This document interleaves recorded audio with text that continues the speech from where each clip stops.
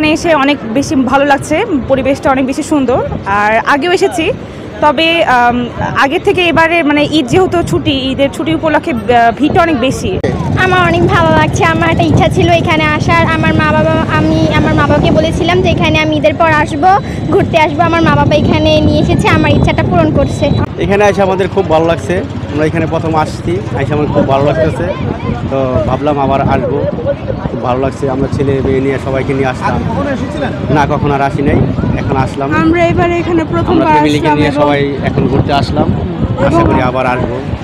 এবং আমরা সবাই এখানে আসছি মানে একটা প্রকৃতির যে রূপটা সেটা বুঝলাম।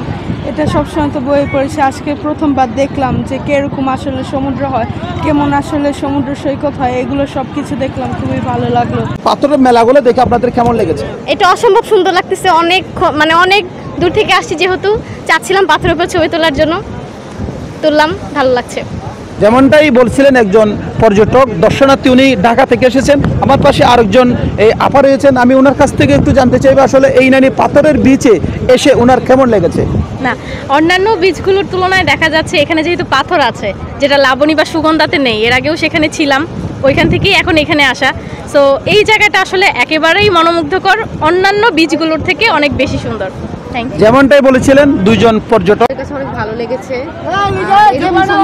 যেহেতু বাংলাদেশের মধ্যে এটাই একটা, সো আমরা অনেক আগ্রহ নিয়ে ঘুরতে এসেছি, অনেক ভালো লাগছে।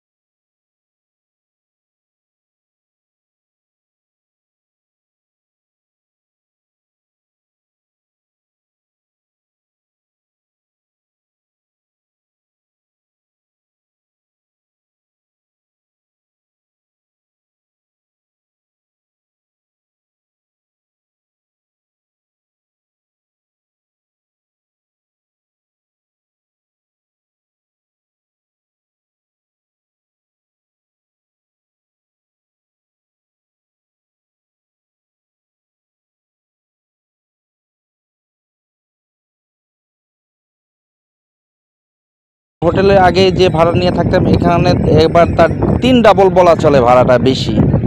এত পরিমাণে ভাড়া বেশি যে হয়তো হোটেলে থাকার মতো মানুষের অবস্থা না। আর খাওয়ার দাওয়ার প্রতিটা রেস্টুরেন্টেই অনেক দাম, চড়া দাম প্রতিটা জিনিসের। সাধারণত দিনে দেখা যায় যে পরোটা খাইতে 20 টাকা, এখন সেই পরোটা খাইতে হয় 30 টাকা। তো সাধারণ মানুষের জন্য এখন এই সমুদ্র সৈকত মনে হয় যে ভ্রমণ করা এখন অসম্ভব হয়ে দাঁড়ায় গেছে। হিমসরি মাই রিসোর্ট, এখানে আমি ডাবল বেড নিয়ে আসছি, double deluxe room. Per day ভাড়া হচ্ছে আপনার 10,000 টাকা।